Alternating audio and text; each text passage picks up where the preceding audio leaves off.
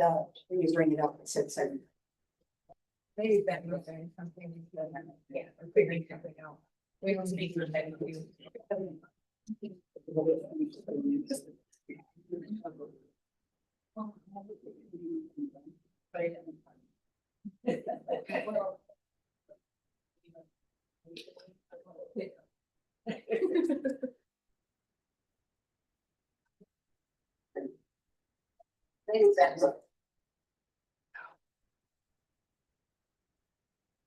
Because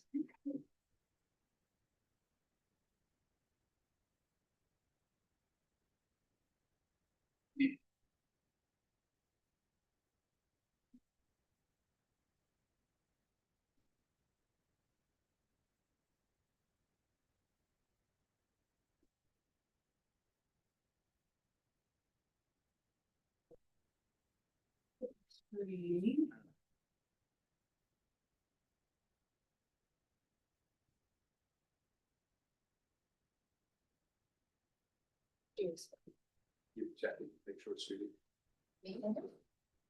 Ready, check it. That's suited. Yes. Please.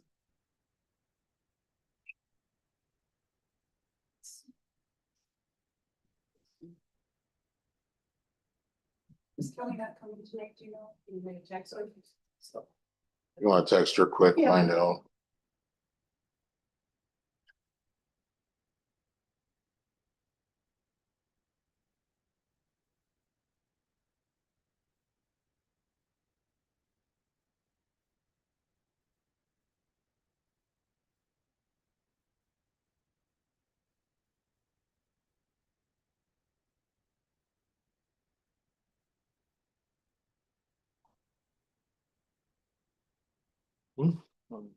It's up to you.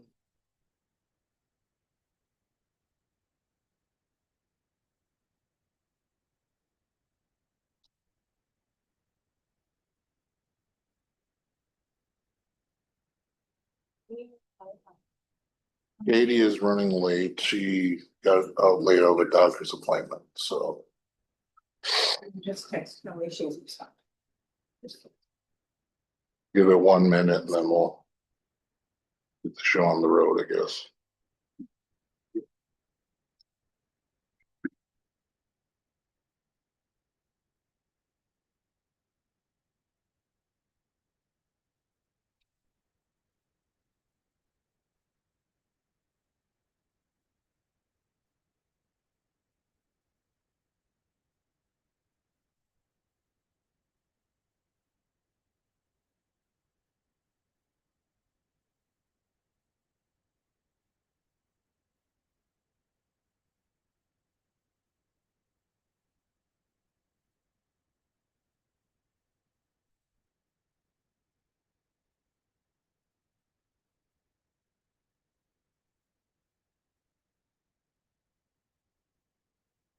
All right. I guess we'll go ahead and call the meeting to order. This is the monthly school board meeting for August 25th, 2025. At this point, I ask everyone to please rise for the Pledge of Allegiance. Pledge of Allegiance to the flag of the United States of America and to the republic for which it stands, one nation, under God, indivisible, with liberty and justice for all. Thank you all. Looking first for a motion to approve the agenda. Okay. I would like Jamie first, Corey second. I would like to amend the agenda from the meeting of the whole, or the committee of the whole. Playground equipment was supposed to be on the agenda. That'll be added under new business. It'd be letter J for playground equipment, and hopefully Katie will be here to discuss that further. And then under closed section or closed session, the addition of letter G, expulsion point of order.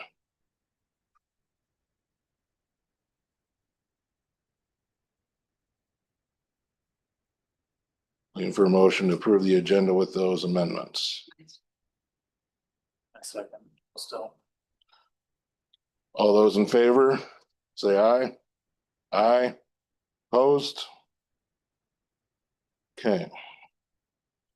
Special appearance, Casey Holt. Come on up, please. It doesn't matter, sit, stand, whichever works.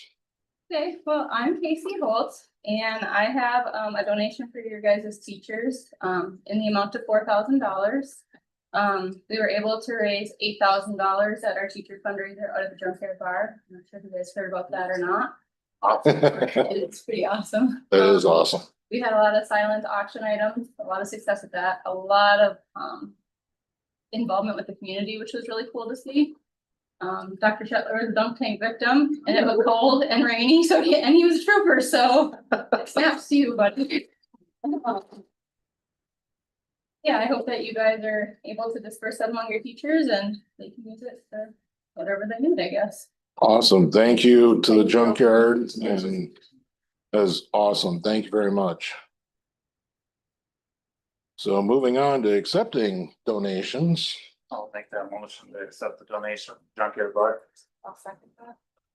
Motion by Corey, seconded by Jamie to accept the donation. All those in favor say aye. Aye. Opposed? All right, moving on. Comments from the public. Is there anyone that wishes to speak tonight? Okay. Before we proceed. Hold on. There it is. The board has opted to have a public comment period at this school, This is not, anyways. The board has opted to have a public comment period at this school board meeting. Each commenter is limited to a maximum of 3 minutes for the commenter's remarks. The period shall be limited to 10 individual speakers, extend for 30 actual minutes, whichever limitation permits a greater total number of speakers.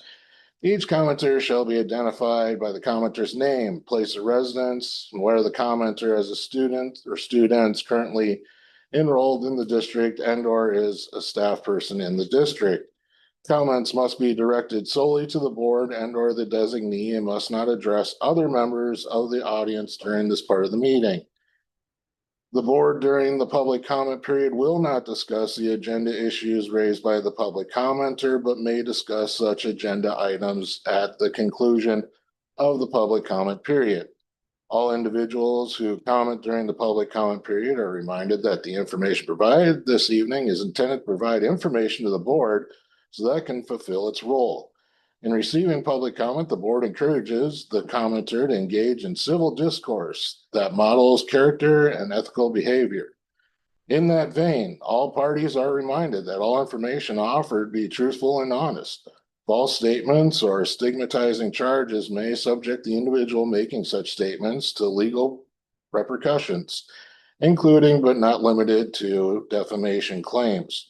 Other specific procedures for the public comment period not mentioned herein can be found in board policy. That being said, would you like to come up, please? Can I clarify one thing there? It's typical with Robert Rules of Orders, if a speaker has not been able to say what they would like to, that another speaker can yield their 3 minutes to them. Yes, absolutely. Okay. Yeah. So if Sarah hasn't finished and anyone would like to yield their time to her, she will be able to continue. Yep. Sarah Brewster, I had 2 students enrolled here. And as an alumni, Siren alumni, and with my husband also being an alumnus, I write this out of deep concern.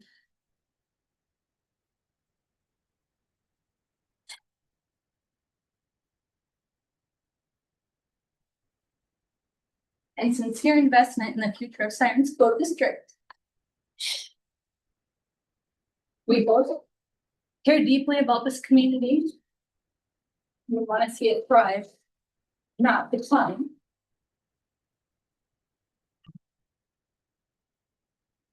Whether the board believes every decision was made appropriately or acknowledges there may have been missteps along the way, the outcome is undeniable.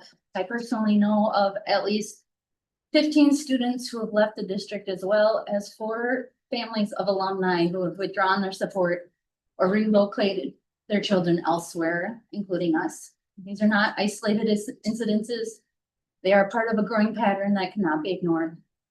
Many of these families have voiced frustration over the lack of transparency in decision, inconsistent leadership, and perceived decline in academic and extracurricular opportunities. Some have cited unresolved issues, staff turnover, or poor communication between the district as reasons for leaving.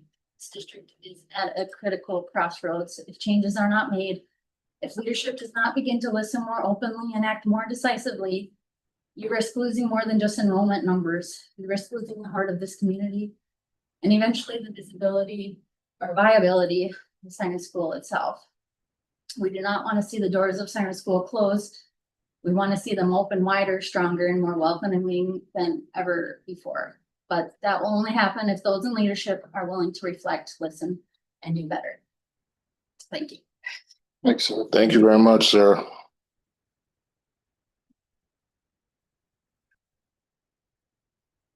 Was there anyone else that wished to speak?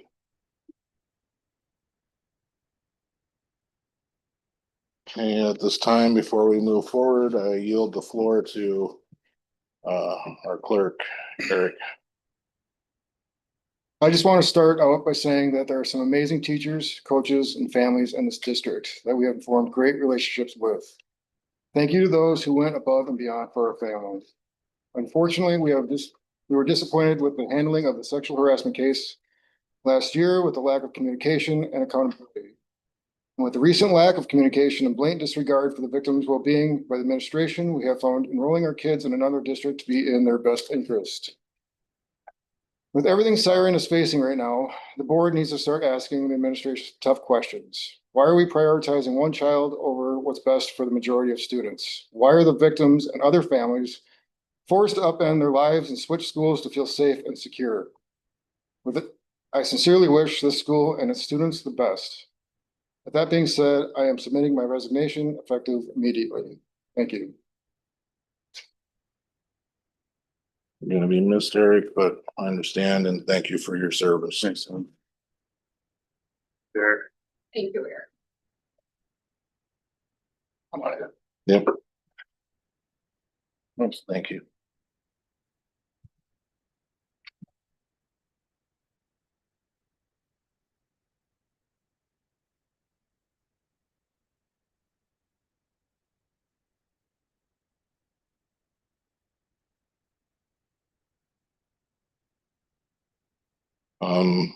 And this is kind of technically the end of the public comment period. A special board meeting will have to be set up in regards to assigning a new clerk and how to go about replacing Eric's position.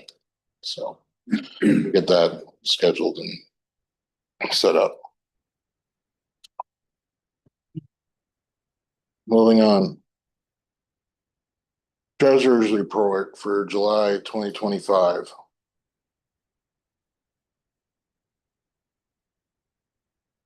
Thanks.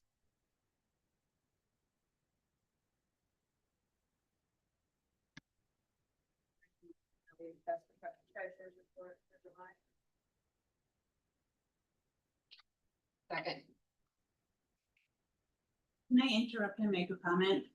Because there's no paper copies attached to the agenda, could you please read what the treasurer's statement is so that it is on record?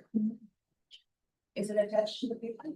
It's on the board docs on the. I understand that, but I think it also needs to be attached to the paper comments. Paper, if it's not available, if they're not looking at it online. Go, Becky. You're welcome.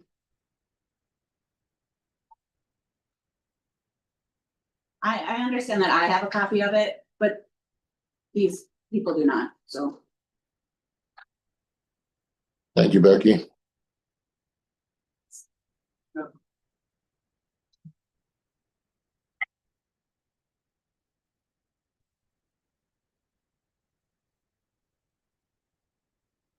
Okay, so we have a motion by Jamie, seconded by Polly. To accept the treasurer's report for July 2025. All those in favor say aye. Aye. Opposed? Moving on. President's report and correspondence. We're looking at a new year ahead of us, and I don't think we're going to say it's necessarily going to be an easy year ahead of us. But we're going to do everything we can to provide for the students as much as possible. And hopefully everyone else's kids are as excited as mine about getting back to school because they're tired of me apparently at home. So that being said, look forward to seeing them back in, and for hopefully a good year ahead.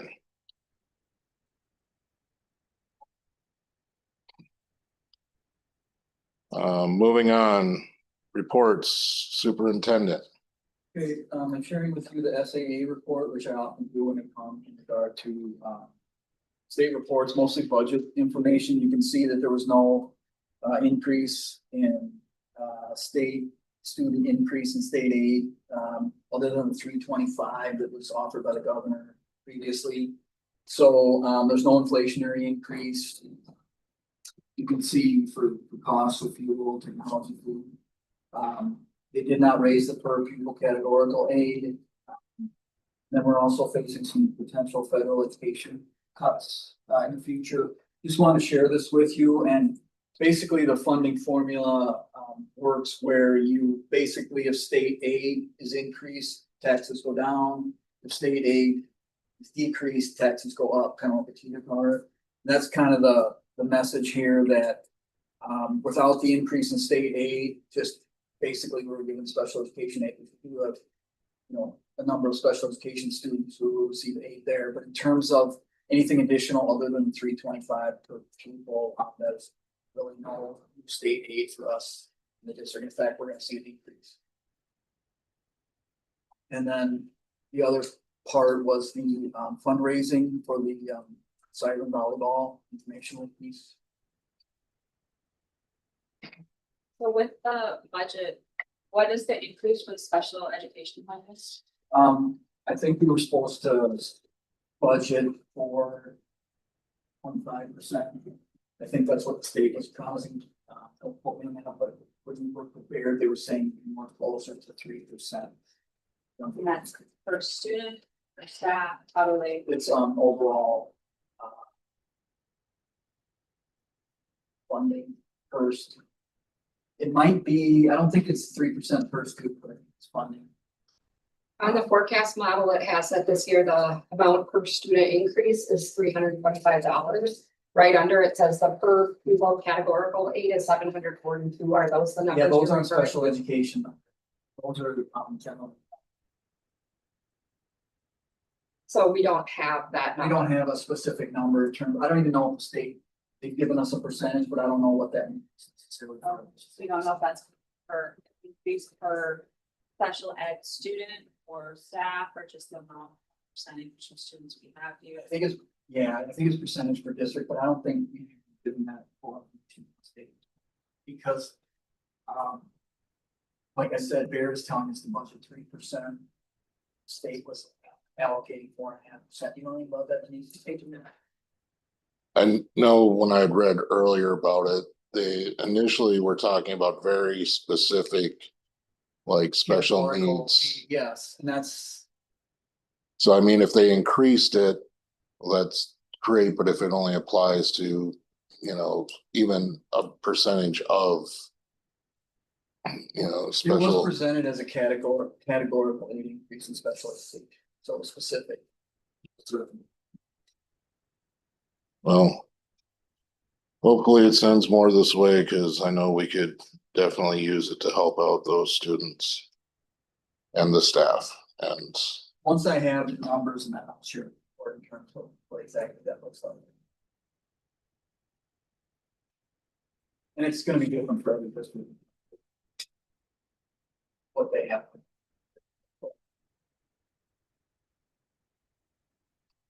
Anything else for Kevin? In regards to these items? Okay. Moving on, principals reports. Ms. Herman. Yeah, we're gonna kind of, the three of us are, we're all gonna do attendance initiative, and we're making attendance a priority this year with our students. At the elementary, we have a lot of absences, but we don't have any that I feel. So let me just back up. I tallied everyone today. So out of 135 students, 21 are chronic absences, meaning that they have 18 or more absences. And I'm going based off of this sheet in the stoplight, kind of, is how I broke it down. Those with 10 to 17 absences were 56 students. And those with 9 and below were 58 students. So although the chronic numbers are significantly lower than our middle and low range, I still want to focus in on really getting kids here. I think with COVID, we even the years after COVID, we've all been kind of like, ooh, we don't want to send them to school if they've got a runny nose, and you know. But we're kind of encouraging them to really take inventory of their kiddo. And so just so that they know that if the kids get worse through the day, we're gonna send them home. But if we can get them here and get them working, a lot of times they're okay. Some of my littles come with just a little tummy ache, maybe because they're nervous. But just really getting parents to send those kids to school, and so that we can increase our 9 and below a little more is the goal. And so I'm going to be posting these flyers. So there's 2 different ones. I just did them front to back for you guys, but I will be posting them around the school a little bit too. And when they come in the doors, there'll be some different handouts throughout the year, and just kind of some guidelines, like when should we send them to school, when should we not, and hoping that we can get them to make appointments and vacations during our vacation times and days off. So if we can just increase those a little bit and bring those numbers back into the 9 and lower range. State statute is no more than 10 absences per year. So we are significantly higher, especially in that 10 to 17 with 56 kids having that. So were truancy letters sent out last year, then Yes. maybe a couple times? Yes. Did we ever have any truancy hearings? No, we do not do that. At the elementary level, we can't do truancy hearings, and truancy doesn't technically start until age 12. So really, it's about building those routines and building those good skills at the elementary level, so that when they get to the middle school, high school, they're already like. After how many absences are we sending out truancy letters? Typically 2. After the second absence, Second, excuse that, like, and then, like, unexcused, just unexcused. Yeah. Like are most of these still chronic ones unexcused? Yes. They're not coming with the doctor's note, they're not even coming to the note or call from the parents? Correct. How does that work with students being able to take personal? We're not dating anyone. No, I mean, are you counting that into the absence? What are you counting into the absence? Everything. Okay, I counted, so family vacations, doctor appointments, dental, Correct. everything. You're Yep. counting everything. yep, State everything. alcohol. But, state alcohol, so. Pardon me? Per period or per day? Well, mine is Per day. per half day. So this is a little bit contradictory because it says, I have not thrown, okay, so send me to school. I have not thrown up overnight and complete this without throwing up. And then it says keep me home if I have thrown up 2 or more times. So if I throw up once, what am I doing? Am I coming to school? That's how that's where you come in as the parent and you know your. Cause it's always been if they've thrown up or diarrhea or have a fever within 20, you keep them home for 24 hours. Yeah. Or what, pink eye until they get medication. Yeah. So I mean, are these gonna be a little bit different than what we have in the nurse's office that goes home for all of us? I just don't wanna, I just wanna make sure we're Yep. all on the same page, so we're Yeah, thank you for documents are bringing that all. up. Cause it seems kinda like, well, if we haven't threw up last night at 8, but it's 8 AM, it's been 12 hours, but usually it's 24, but technically that's not overnight, but you only threw up 1 time, not twice. Yeah. So. That's where we rely on parents. It's just kind of a guideline a little bit. Yeah. Too. And like I said, if they get worse through the day, we're gonna send them home too. I think our worst case is always like, I feel good this morning, but is it fine? Like, obviously nobody wants to send a kid on the bus or to school and then they're throwing up and someone's got, or that's how I feel. I don't want to make someone, typically not make it fun, not that I want to, but Yeah, so. we're just gonna try out a few things and see if we can increase some of those numbers with childcare tools. I mean, some people can't leave work if they're sick, they're just gonna find somebody to watch them for the day. I think we have to give them grace for some of those illnesses. Oh, yeah, for sure. And then the other thing that we're gonna be doing too is just want to remind families that we are here to support them. And so if they miss the bus or car breaks down and they call in, someone will come out and get them. We have no problem running kids where they need to be as long as we have that parent permission, and we get car seats on my end if needed. So we're here to help parents and whatever they need from us.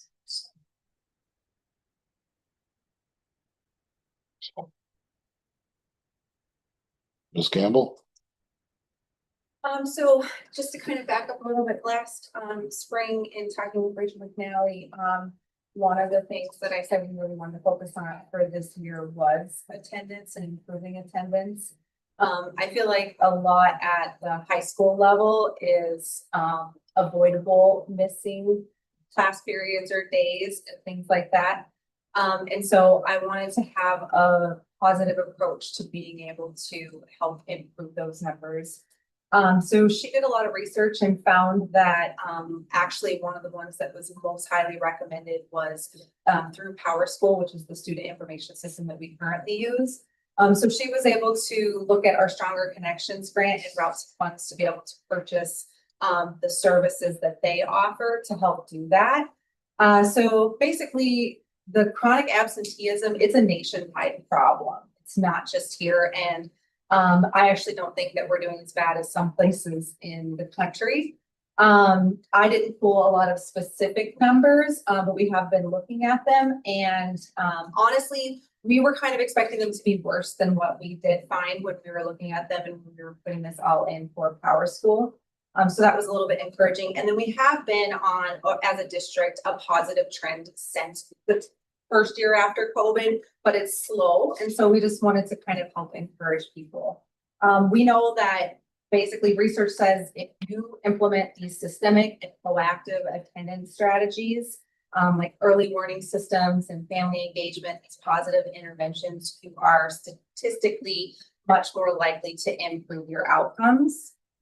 So basically one research study showed that consistent positive outreach versus punitive policies, districts were able to achieve a 22% reduction in chronic absenteeism versus a 7% reduction with punitive consequences. So going to truancy court, fining people, especially when a lot of times reasons for absenteeism is related to issues of poverty.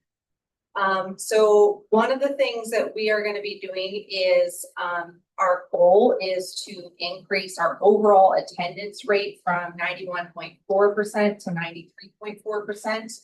And to have the high school in particular absenteeism rate decreasing by 2%. So those were the SMART goals that we set at the beginning of this project. We will be sending out a couple of postcards, and when we say postcards, they're not like actual physical in the mail postcards, they are digital postcards, so emails, I believe they will come, they have a way to come text, maybe we're still working out all the kinks of this and in the implementation process. But the first one would be like a daily attendance postcard monthly to families. And so it just shows like on a scale of 1 to whatever, here's where your child is for the month on absences. And then it really tries to have a positive spin on that. And then the other one is going to be basically saying, you know, if you have reached this many days by this month, you know, here's where you're at, and knowing that you can only be at 10. So the state mandates, like statute mandates, that students can have 10 days out of school. And it doesn't, according to like what the state pulls for like our report card, it doesn't matter if it's, you know, medical or illness or vacation, it doesn't matter. You get 10 days per year. And then other than that, it's considered part of our chronic absenteeism. So anyways, we're still working on tweaking some of the different aspects of it and learning it all and getting it implemented. We'll have quite a few webinars with Power School in the first couple of weeks, and then we hope to kick it off very soon.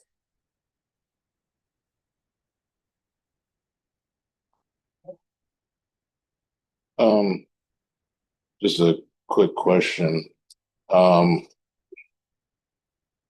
Do we do anything in regards to perfect attendance or anything along those lines still?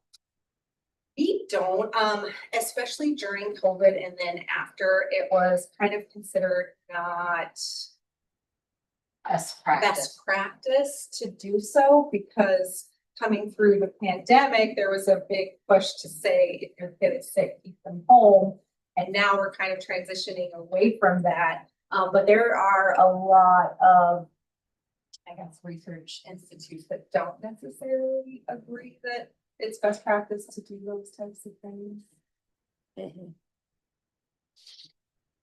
Ideally, we'd have an environment where our students want to be here. Ideally, yes.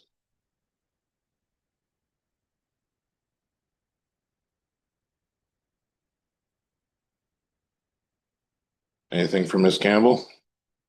In regards to this? Denise? So where the attendance piece falls into my world this year.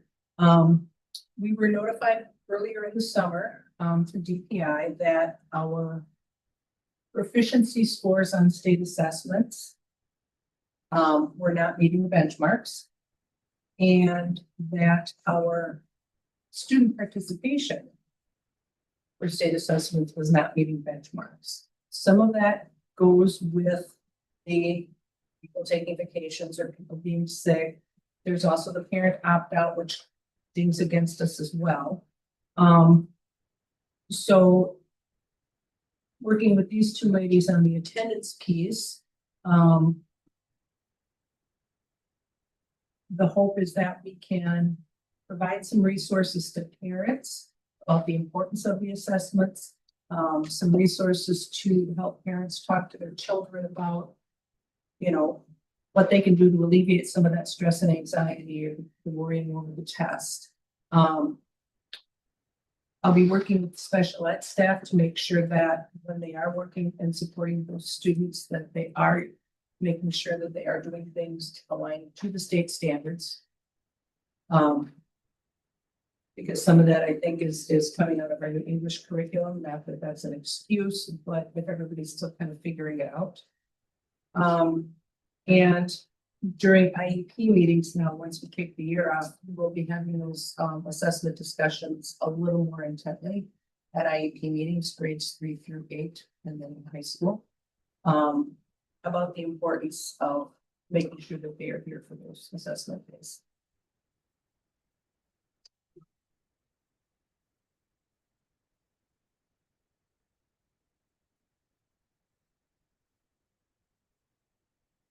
So when it comes to the not meeting the benchmarks side of things, are you just talking about the state assessment side of Yes. things? And would, not at this moment, but it'd be interesting to know what those benchmarks are that are coming up short. I can have that information. Thank you. This is an interesting conundrum because if we increase our number of special ed students that begin to take the assessments that are opting out, our proficiency is going to be less. So we have a real problem. We're saying we're not meeting proficiency and we've got the kids who are not special ed taking the tests. We have special ed kids opting out, which would raise the proficiency of the other students average wise. And It's only our number of special students, you don't have all of our special eds. only special ed kids are not meeting. No, I'm not saying that, but Oh. that the elephant thing. She's talking about, what she's talking about is not talking about all. Isn't it gonna do the same thing? Potentially, but if you have lower numbers and you have, you know, less kids that are meeting it, you have like a statistical disadvantage to have a chance at having a meeting it. We have so few kids that are in special education for taking it. So Right. so if one kid out of one doesn't pass benchmark, you're not passing benchmark. But the But if you chance of have- some of those special ed You have kids 6 out passing, of 10. There are some that do. And if you have 6 out of 10 that are passing, you're better off, but if you have 1 out of 1 that fails, you're automatic. So that's. Got that.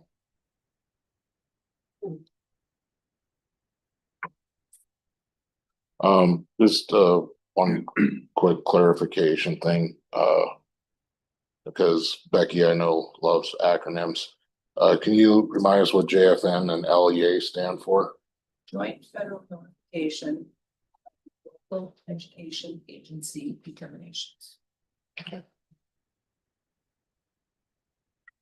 Thank you. I can email it to you later, but. That'd be great. Cause I just like, I was spelling that wrong and then I have to try to concentrate because I got called out. Now I have to concentrate really hard. I wasn't calling you out, I was calling your attention. No. It's Same thing, make up Becky. okay.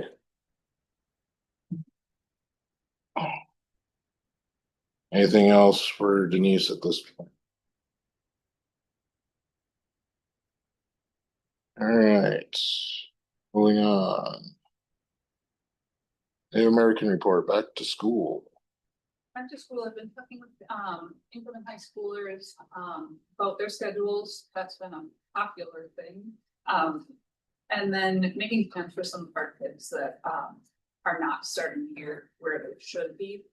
So trying to figure out what our plan is going to be throughout the year to pick up those credits to make sure they're on track. And then Trails Powwow, usually there is a student conference prior to the Trails Powwow, but it's been taken over by somebody new, so I think they're doing it a little bit differently. So I haven't heard about the educational conference, but the powwow is the 12th and 13th of September.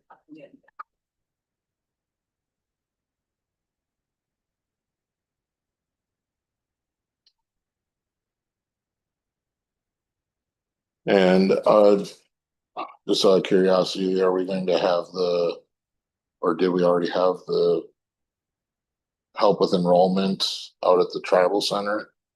Cause I know last year there was like Back to school back. yeah, So education department's in a little bit of people right now, so I haven't heard on if they're doing that or. We did it last Friday, 2 Fridays ago. When did I go? Where did we go? 2 Fridays ago. They had it, but it wasn't like how they had it last year. It was basically like here's school supplies. right. I knew they did that. I just, But that was the same thing. Yeah, like, last year they had last year the had a school bit- a supplies lot and they had bigger. let all of us know. And then, Yeah, communication has not been good with.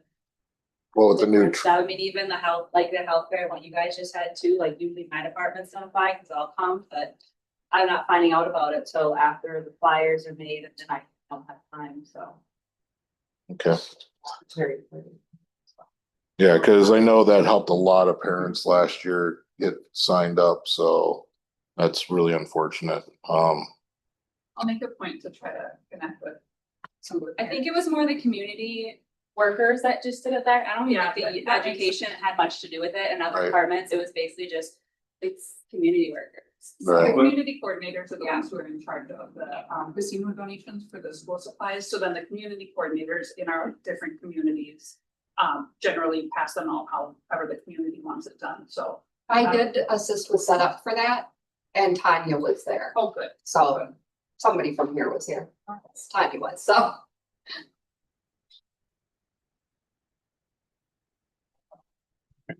Anything else for Tara?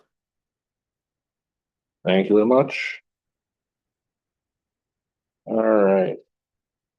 Moving on to approval of the minutes.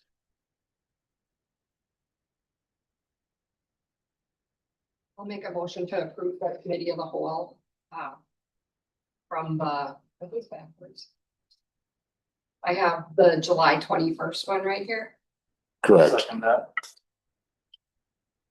Motion by Polly, seconded by Corey to accept the committee of the whole minutes for July 21st, 2025. All those in favor?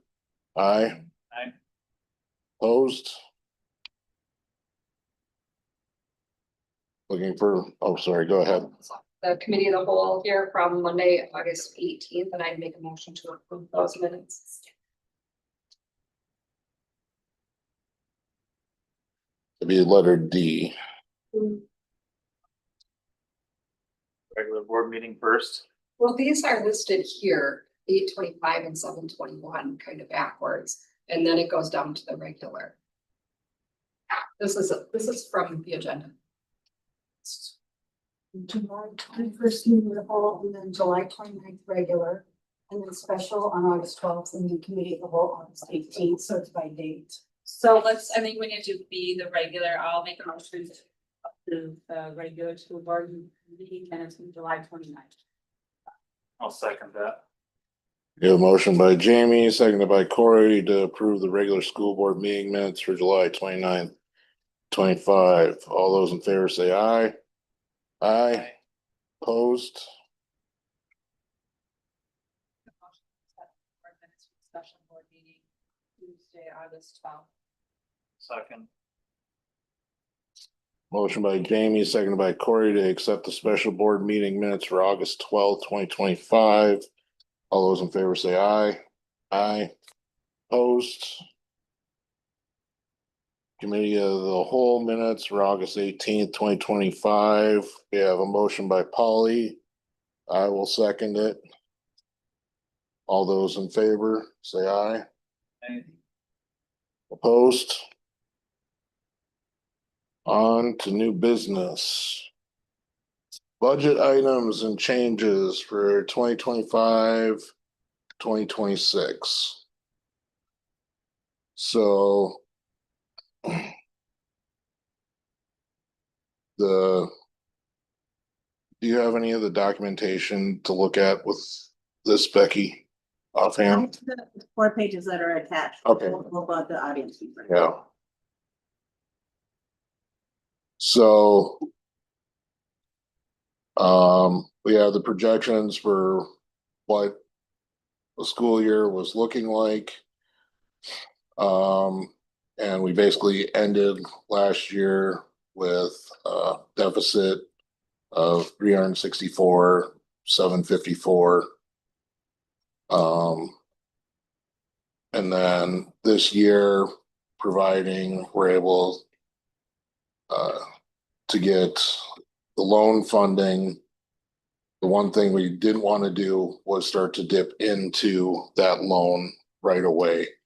So regardless of if this were to pass, we were looking basically at the same cuts having to be made if we really wanted to do anything as far as trying to turn things around and rebuild as much as possible.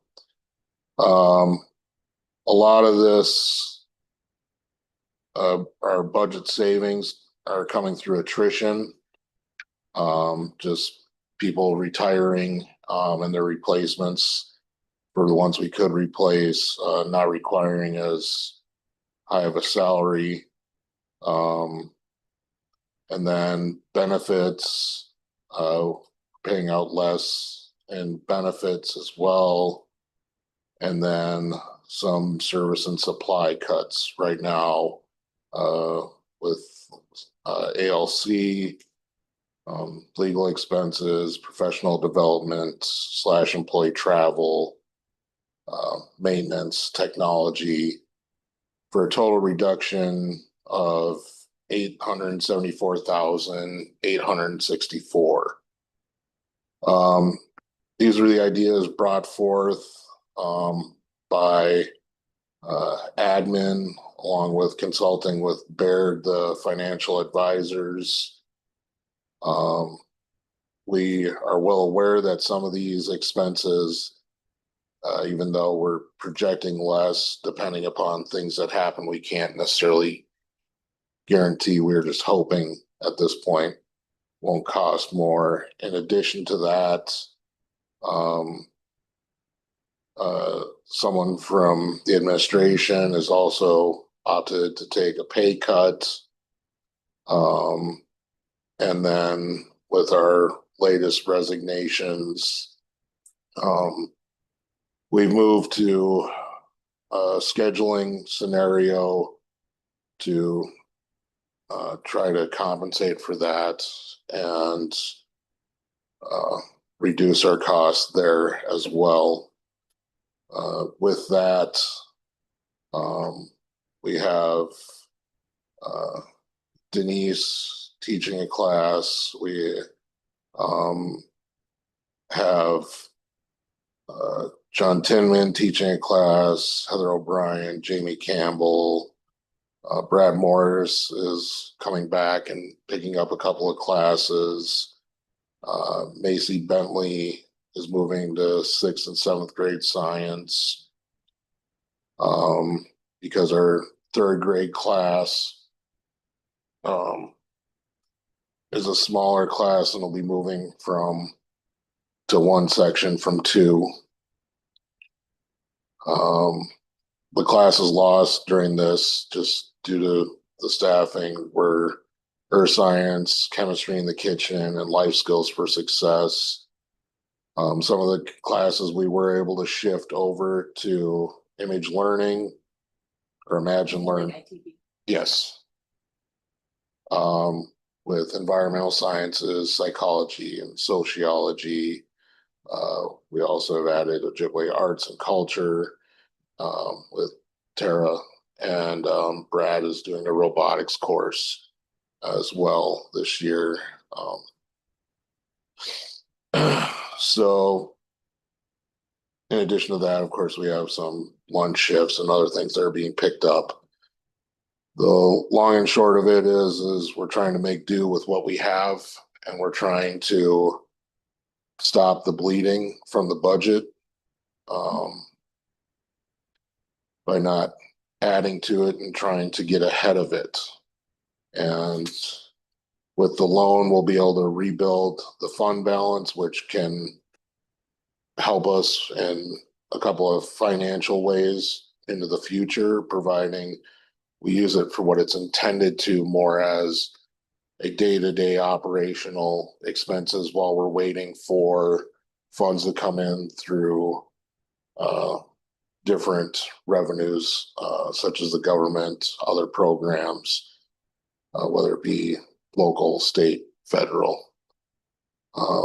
And that way we don't have to be short-term borrowing as much, which means we're not paying interest in regards to that. And at the end of this, we will have the fund fully to use, and it'll be ours, as opposed to having to try and spend the next 10 years trying to rebuild the fund slowly, a little bit at a time, and continuing to have to pay the interest and go that route. This is the scenario just for this year. There will have to be some changes that will have to be made for next year. And that's just how it is, whether it's looked at for just a straight up budgetary reason or for perhaps just the different ways that the budget is going to need to be taken care of. So, yeah, these basically outline, the 4 pages outline this plan. And this doesn't mean that we're not going to continue to look into the budget and see where else we can cut, make reductions. This is just a plan that we're approving at this point in time. So that way we can get the school year going. And I think the rest of the board would agree, we're gonna spend at least the next 2 months before the annual meeting trying to go over the budget and see what else we can do and make improvements there. And then we're just gonna be having a lot of meetings about the budget because we have to change and improve things. So, Can I ask a couple questions? yes. My question would be, it says reduce PD, is that personal development or Yes. reducing? Okay, I wasn't sure. if- We had the same question when it came up with us too. We all, yeah.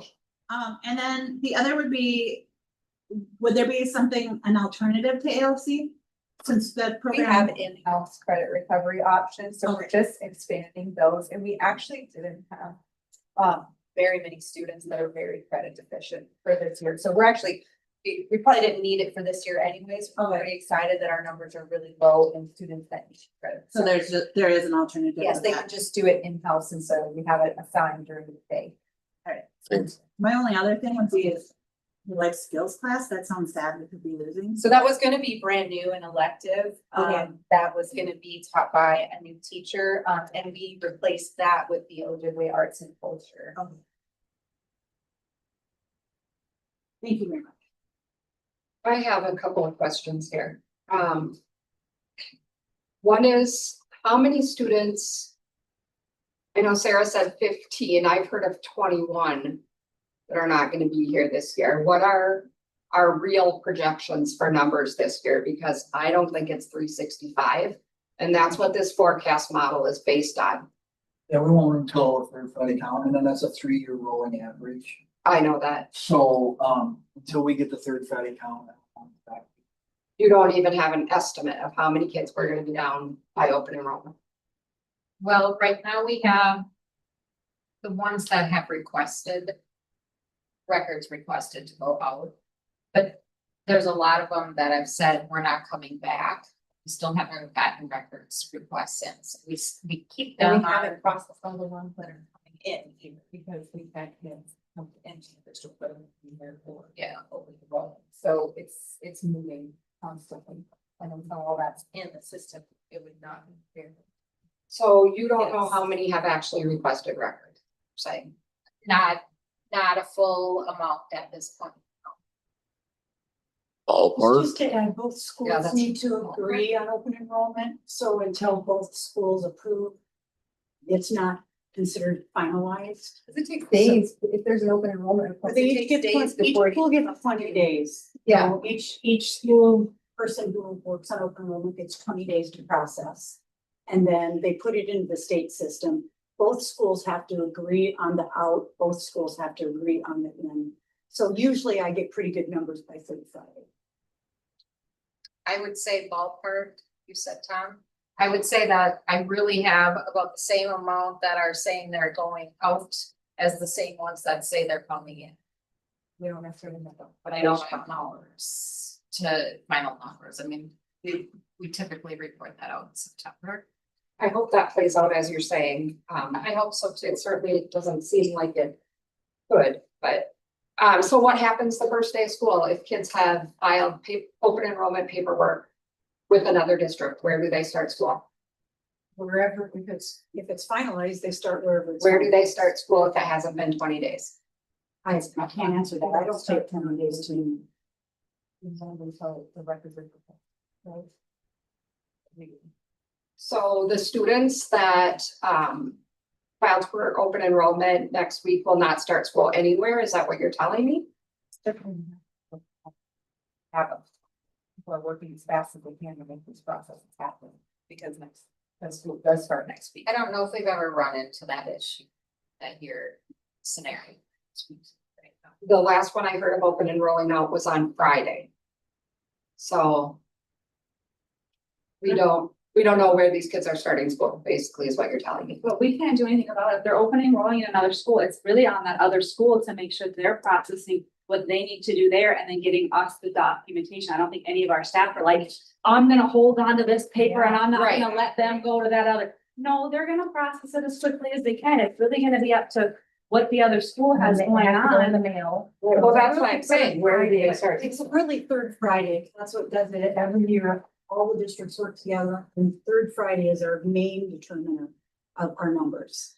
And up until then, things can shift and juggle and we just keep processing until it all lands. That school in which they're enrolling and ask that school if they're gonna get the paperwork processed. Same thing if a student is enrolling in Siren and they haven't got the paperwork, then they contact the school and be like, does my kid come on the second or do we Yeah, wait till that's- you get information from?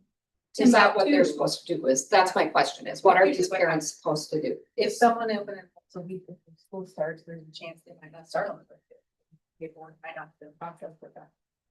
Once the open enrollment coordinators are done with their work, they send out a letter to the parents telling them where they can enroll and when they can enroll and who to contact to enroll. It's part of our like general letter to the parents. So I might send something out, maybe somebody's open enrolling out to Grantsburg. I might be finished with my work and send it out, but I go into the state system and I still don't see anything from Grantsburg. So I have to wait until, Okay, but usually by third Friday, all the dust settles, and I think that's why. And that's the whole point of the third Friday count. I think that's why the state. well, now I'm thinking about the attendance. I mean, if they don't start school anymore, that's a really fine start for us. Then I call, if I have Okay. people missing and stuff, or I keep records from like last year, if somebody maybe had a tuition waiver due to a move, or have notified us they've moved districts or what have you, I have a list of those. Okay, And if they aren't here, I start calling and asking, where are they? We're all asking each other, where are they? So okay, I'm like, as a parent, I'd be really confused. usually the parents know where they are. So we need to. Yeah. Well, it's more approval of taking the measures proposed at this point in time. It's not actually approval of the budget because that doesn't happen until the annual. Well, and that, we don't know if we're Meeting. getting a loan either. Yeah. So, Baird recommended that we put that in there. They suggested that, so that's why that's. I don't know if we need to do anything because if So- it's staff's choice to bring change, that's not something we vote on. is it? But these changes reflect cuts. That's what we need from you, is to approve. Okay, do you need us? reductions. Okay. Yeah, so if you need could, approval. this is a budget projection. If you could approve the budget projection, then we'll bring it back, because there will be some changes, obviously. Yeah, I didn't know if you needed. And so us if you to- could just approve the budget projections and let us, I think they're concerned about the scheduling and making sure that the reductions go through so we can move the staff. I'll make the motion to approve the 2025-2026 budget projections. So are we voting on this whole 4 pieces of paper, or are we voting on just this reductions? We're voting on the reductions, and we did our best based on reductions to forecast the budget as a result of the reductions with the loan included. But we're basically just voting on right now these two. Yes, we want to make sure that Not- but we wanted to show you the Right, but budget not- projections. Yeah. Yeah, Did you But get we're that? not voting on the first 2 pages. Yeah, right, that's just. The first 2 pages All are right. basically how you got to. The I last just wanted to page. show you what the budget looks like Yep. with the loan and with the current. Should I specify page 3 and 4 then in my motion? I think that would clarify it for them. My motion Yeah. ends with page 3 and 4 then. Yes. Consider that a friendly amendment. Kevin just said we're not sure if the loan is coming through. Well, There has been it's a under petition, petition, right? It's under petition period. The petition period doesn't end, so. Until That's the what? 28th. 28th. Oh, That's why but we we haven't just heard. recommended that we put it in there for the budget. They were pretty adamant about that, but that's not secured as yet. But at this point, honestly, even if it wasn't there, these same cuts would basically have to be in place if we want to try to get ahead of things or get above water with things. Because when you do the math out for what we'd have to pay in for the loan within the line item of the budget, it would be the same as if we were paying off the interest on short-term borrowing and trying to add to the fund balance basically at the same time. So that's, so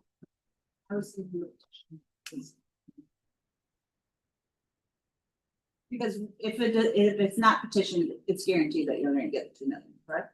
That's it. Yeah. all right. Any further discussion before we take the vote? Okay, all those in favor of pages 3 and 4 of the budget projection, say aye. Aye. Opposed? Moving on. Streaming of all meetings. This is me. You need, I'm just putting forth the motion that from here on, all of our meetings be available online and streaming as opposed to just the monthly meeting. Our special meetings too, or just? Yeah, special meetings too, the start and potentially the end, so. So yeah, I'll make that motion that from here on, all of the school board meetings be streaming. I'll second. Motion by myself, seconded by Corey. Any further discussion? All those in favor say aye. Aye. Opposed? Motion pass. Katie is not here for the Q update. Do you know anything about this? Yes, I'm looking at. Okay. All right, so we'll skip that for now as the presenter's not here in regards to it and circle back to it if possible within the time frame. School garden and request for flowers. I believe this is also Katie as well. There's some messages just Mrs. Stevens. Yeah, it came to me and since we were talking about the garden, I don't really have a preference, but I wanted to ask your permission.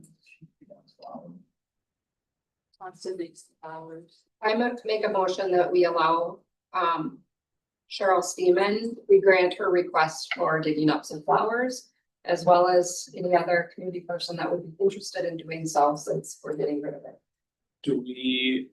Should we have a form to request to dig up the flowers or? You don't, this has never come up before. I don't think we need a form. Lots of flowers. I think she has seen that we were looking at dismantling of the garden. I think it was tabled for now. We talked about it, but I don't have a problem with her taking them. I just don't want to go demolishing the garden yet. I know we talked about it here.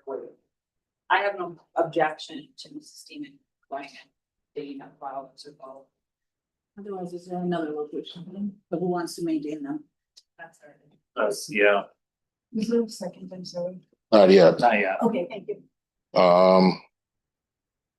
I'll go ahead and second that. So motion to allow Cheryl Steeman to dig up gardens or dig up flowers in the garden to transplant. Made by Polly, seconded by myself. All those in favor say aye. Aye. Opposed? Dig away, Cheryl, dig away. Staff meal prices for 2025-2026.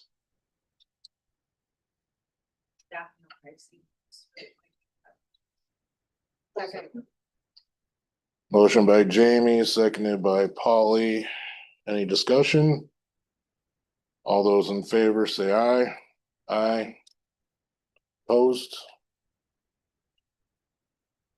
Handbooks.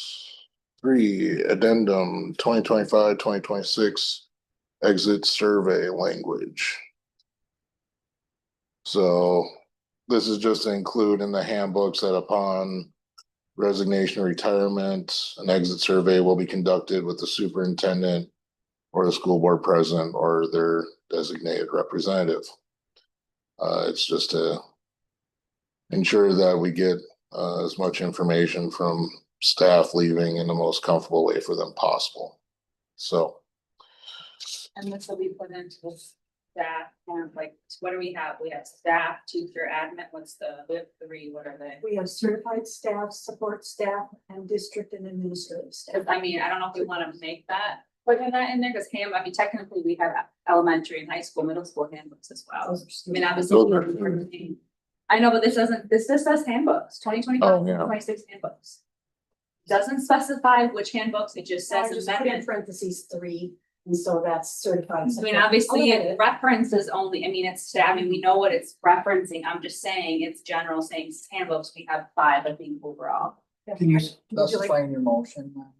I can edit it. Or no, nobody's made a motion yet, but I will specify adding this language in regards to exit surveys to all the employee handbooks. I'll second that. Motion by myself, seconded by Jamie. Any further discussion? It's a little bit gray, are they able, is this stating like if I was a staff and I was leaving, I get to choose which one, or is it just one of you two and or That's how I if you gathered it. appoint, I mean, I think that's how we are interpreting it, but it doesn't really say that. So I don't know if like Tara understands if she's leaving that she can choose. I mean, do you guys feel like if you're reading that you get to choose who's doing it? Or just that it's gonna be done, whether it's Kevin, whether it's Tom, or whether they appoint? I thought the someone employee else? gets to choose, not the intent. I Yeah. think Yeah. that's the intent, but I think we should, after conducted with the put choice of superintendent or school board or Yeah, I think that's better, cause I just. so that choice of, Up to the staff, Maybe maybe a friend. yeah. to make it clear.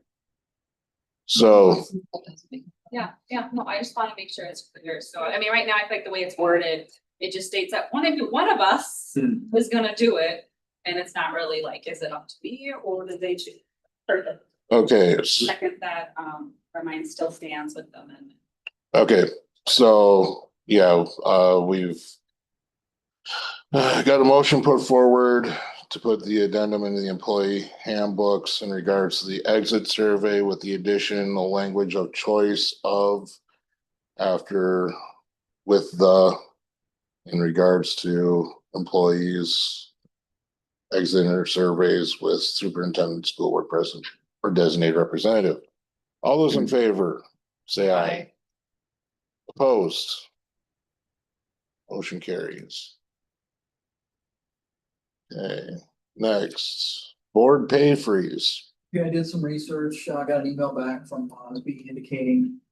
Typically, you do things like this at an annual meeting and that, but we have several members already who have emailed us saying they didn't want to accept their pay. So if you wanted to go forth and you wanted to do the freeze or not accept pay, all you need to do is send us an email and that serves as the arrangement between the two. If you want to do more at the annual meeting and make more of a board change to that pay, that's the place to do it. But if you want to go ahead and do it independently, you can email the district office or Lisa. I thought that was only an option initially. No, I mean, that's not the feedback that I'm seeing. If you wanna not receive pay or you wanna, freeze your pay, just email us. I'll confirm that after you do it, but that's what we were told and then we will not. Those of us that already froze our pay don't need to do anything though, right? We don't need to like, okay. Okay, so yeah, that's for, Email your intentions. yep, Otherwise, we can make it a Yeah. blanket thing at the annual. Yeah, there's a Right. resolution and process. Yeah. on that. I didn't know if what you want to do, if it was more immediate, you can.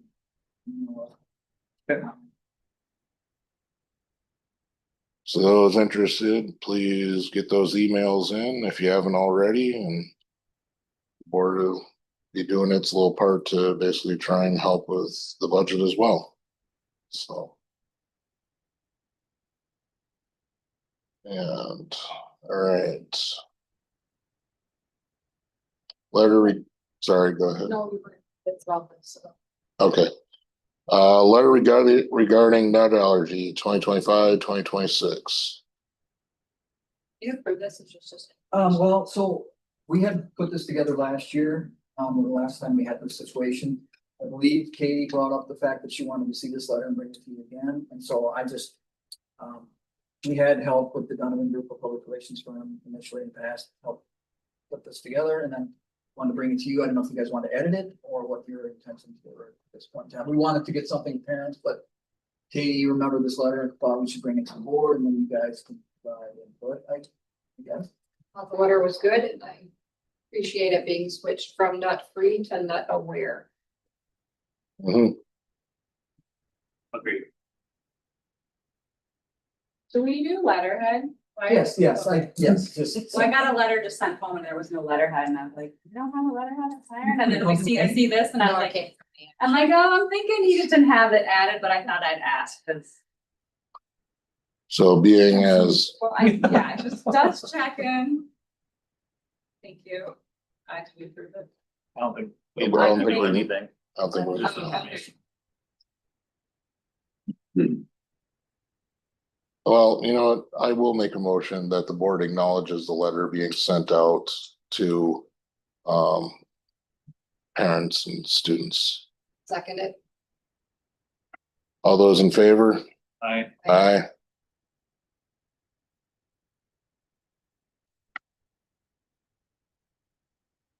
Okay. All right. Next bit, the hiring of high school football assistant coach.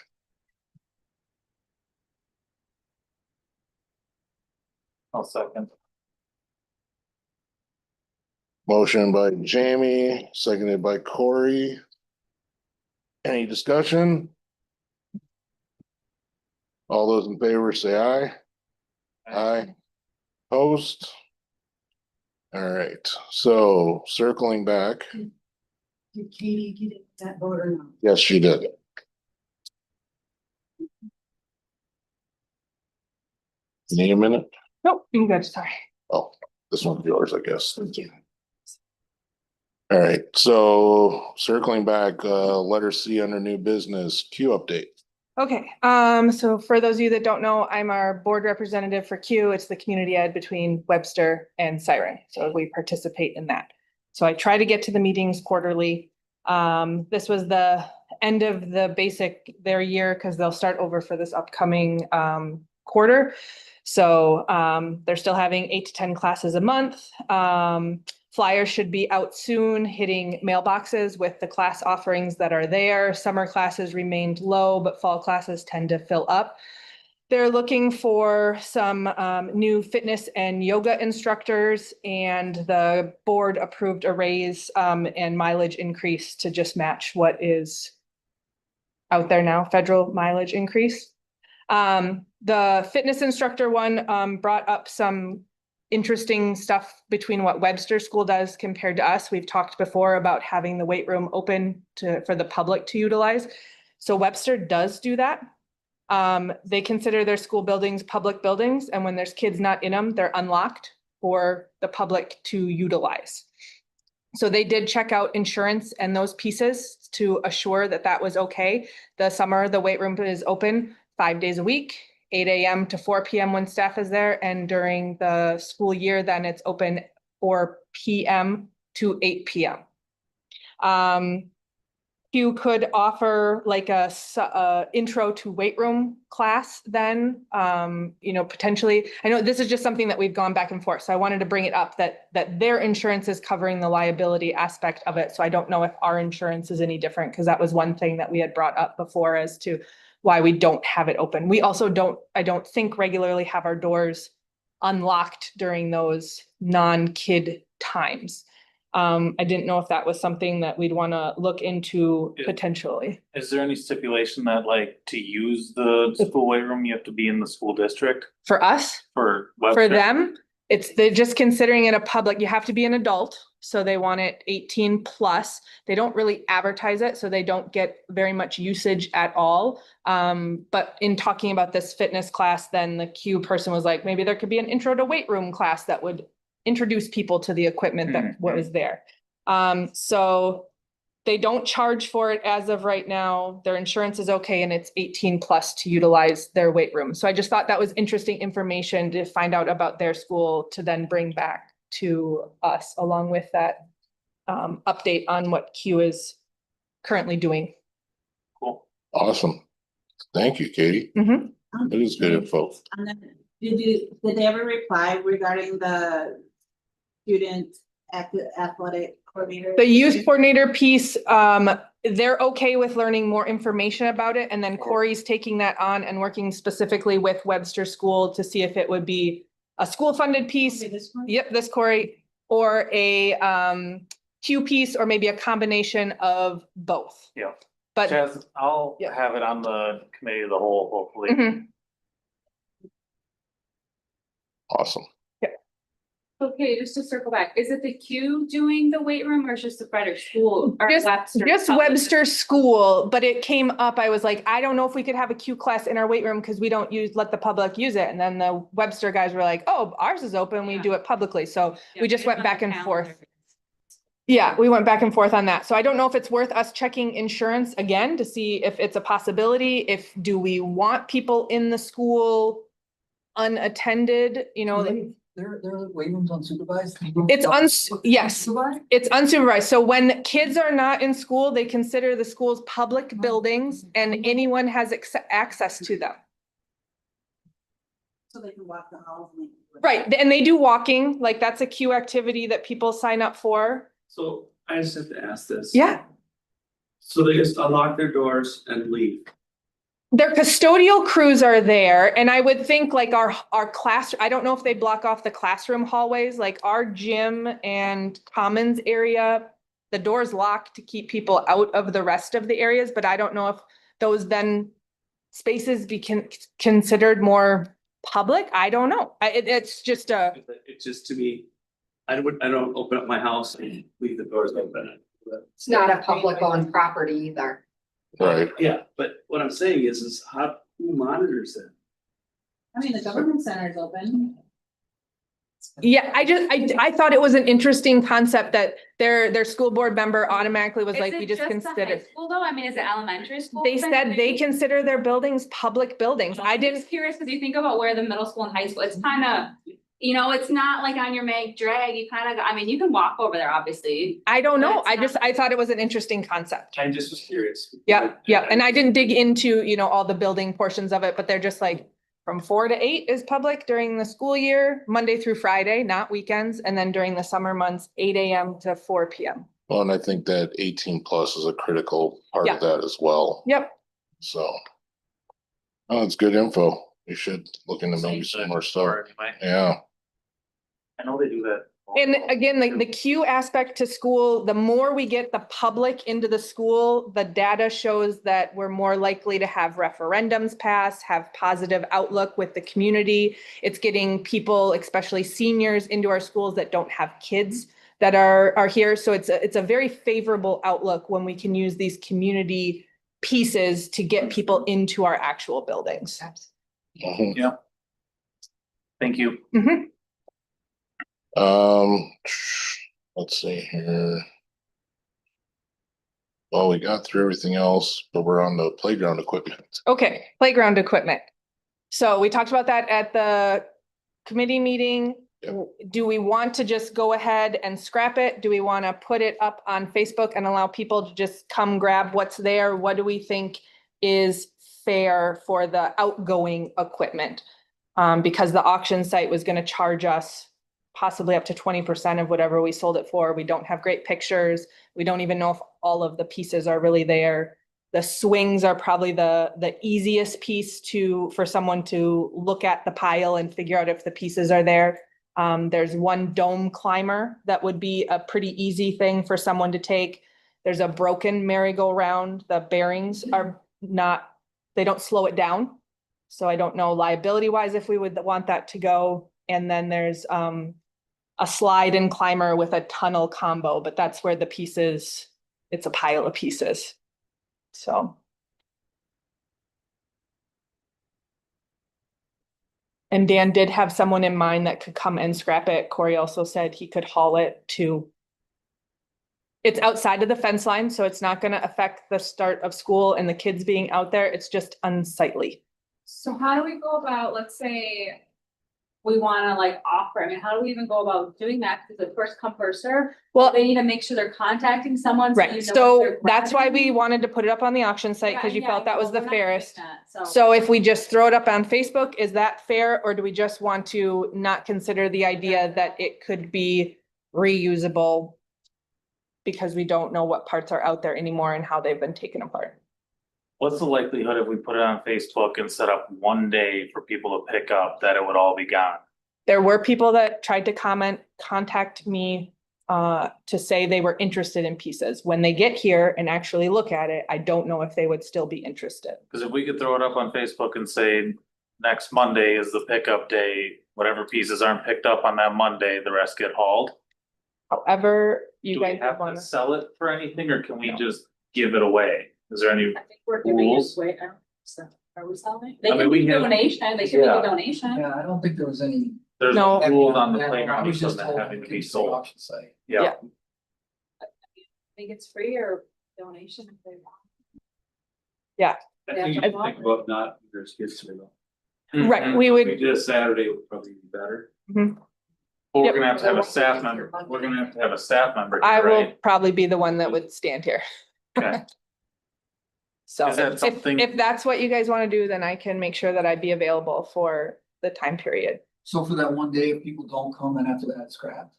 I think that's probably the best plan to go. Get all up for scrap on their own. That's just it, I mean, I think it would They might. alleviate the overall issue of having to haul it Mhm. Yeah, anyway. Yep.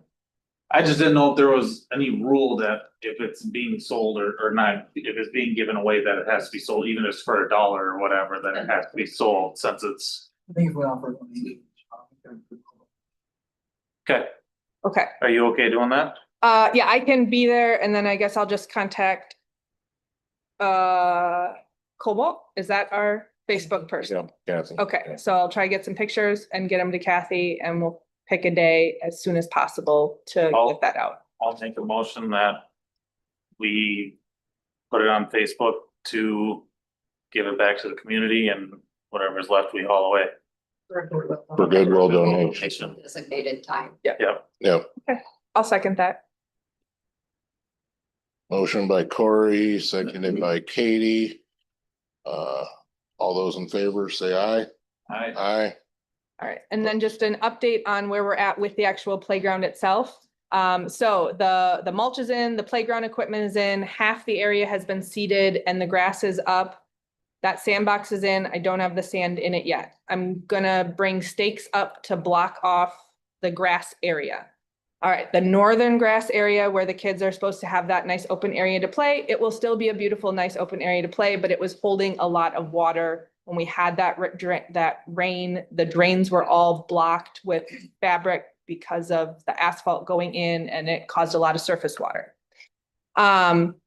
They're gonna be looking at some re-engineering options just because of how wet that area still is and it's not draining. It may involve some area north side of the fence, getting some additional drain tile added to it, possibly lowering a clean out that could double as a drain in the corner.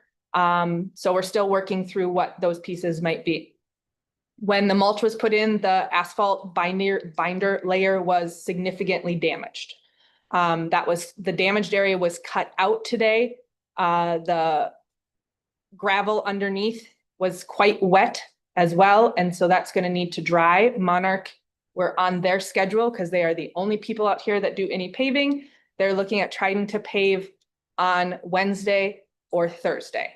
They know that that's not a great day because we'll have families here on Wednesday. It may not look beautiful for those families to look out the back doors. We may not even want, I was hoping we could have the doors open and that they could look out to the playground or go out on the playground.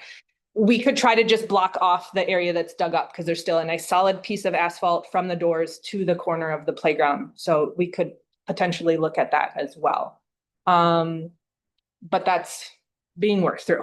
So hopefully we'll have that. The last day of this whole project is supposed to be Friday. There were also a couple of cracks in the cement that was put in the courtyard.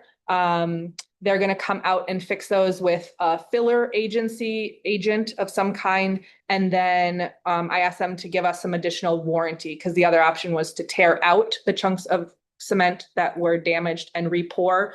But that would be a different color, possibly damage the side. There's just some negatives to it. They're gonna credit us back like $2,400 when they do that because of the damage that was done to it. So with that, just to circle back around, is the grass area where the kids are projected to play, is that gonna be blocked? Are we gonna let them go out there right away, or is No. that kind of gonna be blocked off? it is, until later? unfortunately, Oh. all the grass is gonna be blocked off until it can get grown and good enough for foot traffic. We're gonna just have to keep watching it, and only half of it's gonna be seeded. We may have like the smaller L portion that goes down to the south that will be available sooner than the northern portion. But I'm gonna bring in posts to block it all off They'll for have now. hoops and other stuff. Well, right, as soon as, if that asphalt gets all finished, which it should before school starts, Robert is still gonna paint lines for games. We've got the hoop up. It's a little not round. I'm gonna try to make it round again. It is very high, but that's what it was before, so we're, Do we have money to purchase new balls for some of that stuff? that's all. Shelby's budget took care of some of that. You've got some donations of sand toys, so that looked, and some new trikes. Yep, so there were definitely some fun pieces out there. And then we talked about moving a shed from the south elementary area. There's two back there, moving one of those sheds back over onto the playground for storage of equipment, but that can't happen until the asphalt's done It's not gonna happen. Not gonna happen. I think it's going to just stay where it's at and store there. and store there. Okay. Just because draining it across Mhm. all that new asphalt, regardless of when we do it, Yeah. I don't think it's probably our best. And if it doesn't work out, Mr. B could potentially have his class build another one. He's the one that built the first one that didn't handle the move. So, all right, that's what I know on the playground. Great, thanks, Katie. Awesome. I mean, it would be great if we could get, so families could at least get a view of it on those open house nights. If it won't be too difficult to rope. No, and if, So- I don't know if Dan's gonna be out there doing any cleaning, Carrie, that the door, the elementary door there that goes from the playground could use a little scrubbing of some kind. Yeah. That would it's- help tie in all the goodness that's going on back there. Okay. Katie, I just want to say that I think I can fairly say on behalf of the whole board that you've done a ton of work and thank you Mhm. for everything you've done for that. Definitely. Thank you, Katie. Mhm. All right. Moving on, meeting calendars. Can we go back to the garden thing since Katie's here too? Oh, okay. Cheryl wanted some flowers. Yeah, we approved that. Okay. She just taking out the stuff that, We don't know. there was like, in the front closest to the parking lot. Our teacher that just went to Alaska, Dave's wife. Daily. So she purchased, I know, like a blueberry plant and a couple of perennials. So if there is anything viable out there, it's in those two, probably still very full of weeds, but there were. I'm assuming she's seen something that caught her eye and she wants to harvest those. Yeah. So if she's gonna dig them up, there were just a few perennials that got purchased in that front area. Okay. Anything else in regards to that, Polly? And did we end up having anyone that wanted to do anything with, well, it'd be probably too soon to figure it all out still. Yeah. Yeah.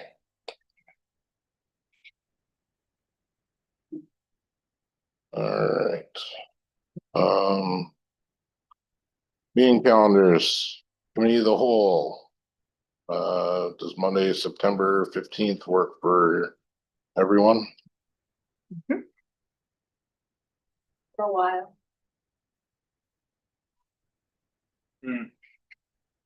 All right. And then regular school board meeting, Monday, September 22nd.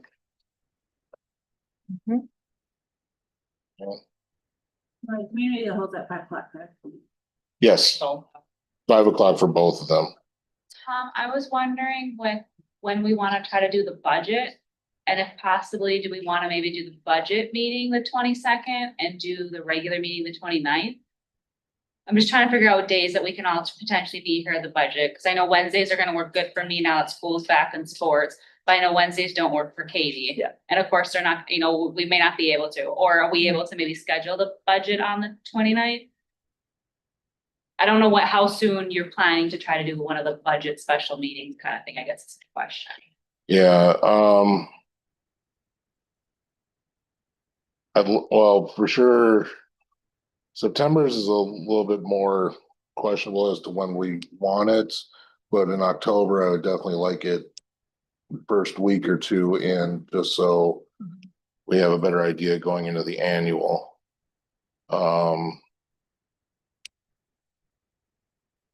So Yeah. I feel like we need to see the budget. that's what I'm saying. Like the next two And if we wait meetings, until October, we don't have a lot of time. And if the budget is 500 and some pages, I mean, I don't know how hard it would be to send that electronically that we can start looking at that, but I feel like we need to, I'm not gonna vote on a budget. I'm not gonna vote to approve a budget that I haven't even seen. I can guarantee that. right? No, that's why I'm saying we have to have meetings the next 2 months to go over this budget to see it, to. Right, but you're actually- saying not in September, but in October. No. I'm saying as far as when in September, I'm not. Cause like I'd like it in the first week or two of October, so that way I've got a week or two to think about stuff if we need to have another meeting before that annual meeting. Yeah. It also has to be posted and published. Right, yeah. I mean, then.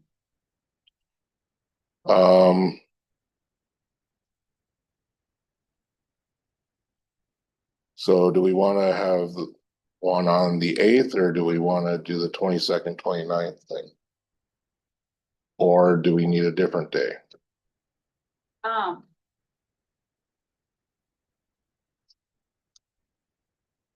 Well, do you need to prep anything, or is it just pretty much just showing us what you have?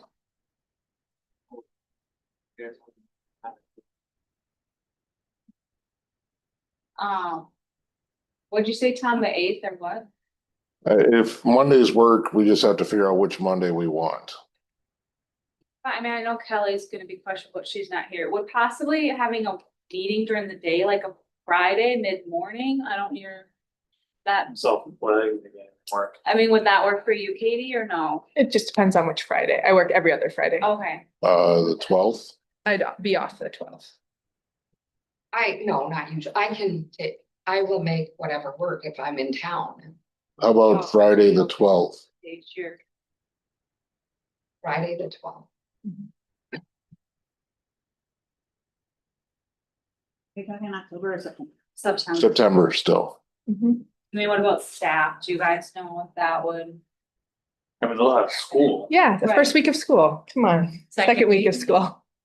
There's nothing due then, right? I mean, obviously, I don't think you guys, I don't know if admin would need to be there, right? It would just be probably Laura, Kevin, and Lisa.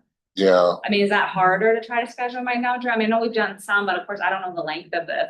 And if you're against having it during the day, we can look to try to do one of those nights. I don't know, just trying to work with what we have here and with like changing the schedule, but I don't know how busy you guys are. I think Friday, the 12th would work for me. Katie, do you know if that would work? Yep, it would work for me. This depends on the time, because I'm also busy. Yeah. I have some supervising, because I've direct contact with kids.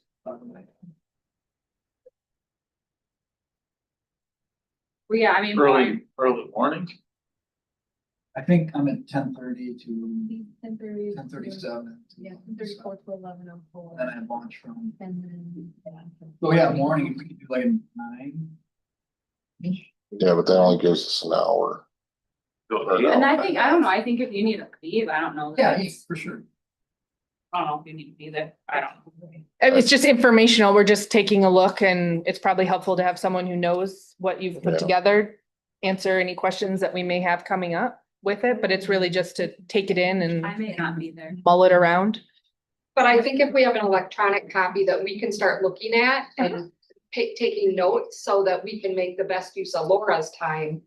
Cause Yeah, obviously, Yes. you know, Laura's be going line by line with us or. I mean, I can. right. Okay, we'll schedule that for the second 2 weeks of September. I don't know if that's gonna work for me, but I'll try to make it if not, but there's the rest of you sound like it is good. So we're basically between 8 AM on the 12th or an evening meeting on the 8th. Yeah. So Mhm. I'm good with 8 AM on the 12th. Okay. To check on your locations, stay tuned. Or you wanna do it Monday, the 8th? But we do Monday, the 8th, it'd have to be an evening meeting. Which, I mean, I can make work. I just, Open for me, I probably won't make it the 12th, but that's fine, you guys are here, I'll look through time. I don't. I'm I fine. can do Monday the 8th, if that works for everybody too. all right, let's just do that then. Okay. Change it. Monday, the 8th, 5 PM. Okay.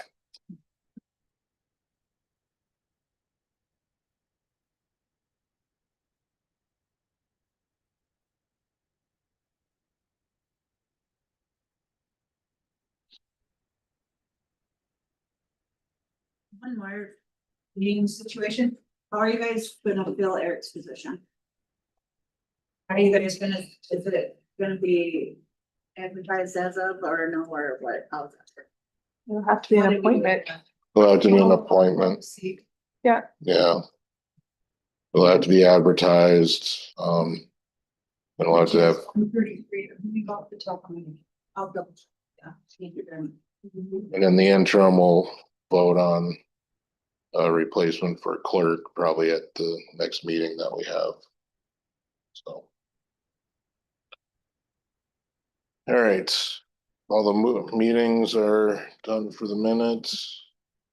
Move on to approval of the bills. I had a question on one here, on the first page, repair for the septic tank wiring. So I know that wiring got pulled out when they were doing construction. Is that out of our, that we shouldn't pay for that? Yeah, I was wondering that too. Oh. Even if, 75 to 20. even if we did pay for it, we should submit that back to Stout for reimbursement because their guys hit that line. I have a couple of questions on some of these too, just to understand what they're for. 57231, Go Idea. The idea is our special education paperwork software. And that's for a year thing? Yep.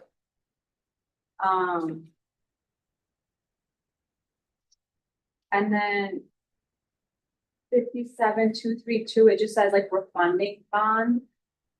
Which is almost a 475, what is? 75,232. The second, third. So it's general obligation refunding bonds, Associated Trust. Is that?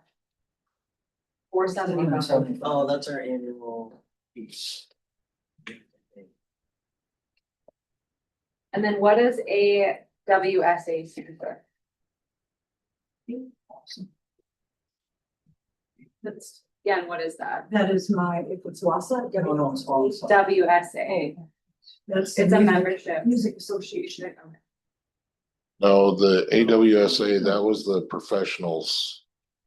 It's a one. membership renewal, I was just. Yeah, That's, and it. that's the admin one, I believe.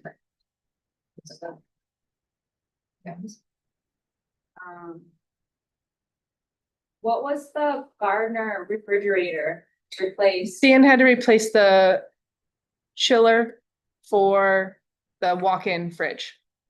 No, just kidding. He did have to do that, but that wasn't, or was this one for the office? Was this part of the IT? No, this is. No, that was to Earth Energy. This is Gardner. So that is for Unit, new unit. the HVAC or the. Is it one of the What were boilers? those things? They were supposed to be Univents. that we're It was supposed to supposed to be placed a replace year ago. Okay. in January. I mean, it's. That was the one in but I thought it was the elementary office? Oh, that one? Yes, the elementary We office. finally just got the last bill on it. Oh, Okay, so it happened already, we're just, okay. I thought he did something to the fridge. I thought he was just telling me that. That's Communities United and then, that's the adult classes. Oh. What's the school district of WALC agreement for That 37? was the Webster School District, the LCR portion. Oh, Webster, gotcha. That makes sense then. And then is it normal for us to pay for 5 reps for a football game, for an 8-man football game? Absolutely. Yes. It's 100% is what the WIAA Required. So even though it was in Park Falls, we hosted? I don't know anything about that, but as far as the 5 refs, that's still what WIAA requires.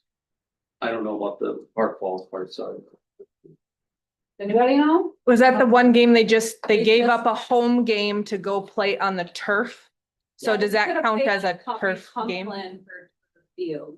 I don't know. If you ask Karsten, I know there's only 3 home games this year, and I feel like he told someone they gave up a home game to be So able to it turned play on into a turf. home game 3.5 hours away on a turf field. If that was permission was given, nobody knows? Whose area? It's his own area. Schedules his own and nobody oversees it.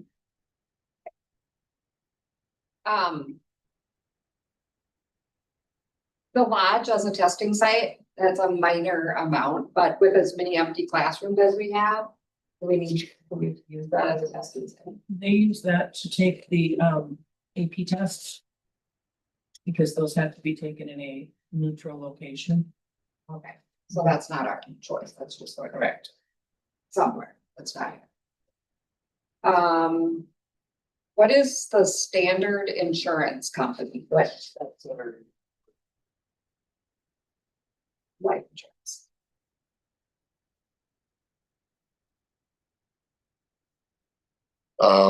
Critter Sports Facility Scheduler. It's the new blackboard for the. It's the new calendar. The sports calendar. And all the parents have to sign up with an account for it too. Yeah, we just had to do one for football. Oh, that's for There were- middle school. Yeah. middle Registration. But it's a Heartland business, and it has to be. Is that a credit card processor? Is that, No, it's okay.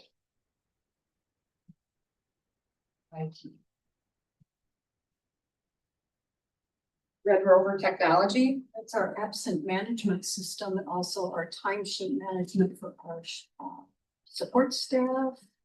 I can think of something. okay. The Baird and Company, there's another 4,000. What is the total that we pay Baird per year? 4,000. So this was the total for the year. I thought I had seen that. Bus company transportation, 51,000. Is that really for 1 month? Mhm. 51,000 per month. Wow. And we're in year 2 of the contract for It that. is a big geographic. Not big. 3-year contract? 3-year contract, and we're in year 2. Yeah. I do think that, so I found out when we did the trip to the Brent, I do think that, because we had free transportation, I think that the teachers in the school need to really look into that and say, hey, Well, it's part of the contract, they give us. but do it, like, use it, I guess. Right, Use that benefit. yeah. We get a certain number of field Field trips trips per, just included in the contract. Right. Yeah, local. Local, yeah. So Right. we were supposed to do, What's local, what's local? no, we get a certain number. Usually we ask them and Oh. they just. Yeah. Do it. But it's also the sports busing and then the regular busing. That's all, it's all in one contract together. So a certain number of set field trips. I do believe DLC was budgeted in there and now we don't have DLC, so that might come up in our next contract. The daily busing, all the after-school activity busing, that's all encompassed in one contract. Okay, that's interesting information. Yep. WASB training, that was the training for the new board members. So we paid them $400 last month for prep time. And another $1,000 to do a 2-hour training. That he gave us a lot of opinions and not a lot of facts, when regionally, there's one that we can go to Yeah, we will. at no cost. So Yeah, if that that's way, what the board would like to do. it makes a lot more sense. That was much more factual. iBoss lockbox.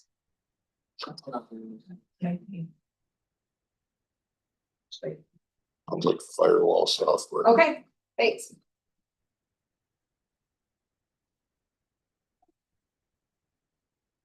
So I'll make a motion to approve the bills for the cycle 7/23 to 8/21. With that, make sure we resubmit for reimbursement for that stout one for sure. I'll second. Motion by Katie, seconded by Corey. Any further discussion? All those in favor say aye. Aye. Opposed? All right, items for board signature. I think Eric took care of that before he vacated. At this time, I'm looking for a motion to convene in a closed session under Wisconsin State Statute 19.85 1 CEFG to consider employment, promotion, compensation, or performance evaluation data of any public employee over which the governmental body has jurisdiction or exercise responsibility. Considerations of financial, medical, social, or personal information, and to confer with legal counsel who is rendering oral or written advice. Do I have a motion? I'll second. I have a motion by Jamie, seconded by Corey. Items to be discussed in this closed session include a contract insurance question, which falls under CNF. Resignation of an 8th grade volleyball coach, which also falls under CNF. The hiring of an 8th grade volleyball coach, which falls under CNF as well.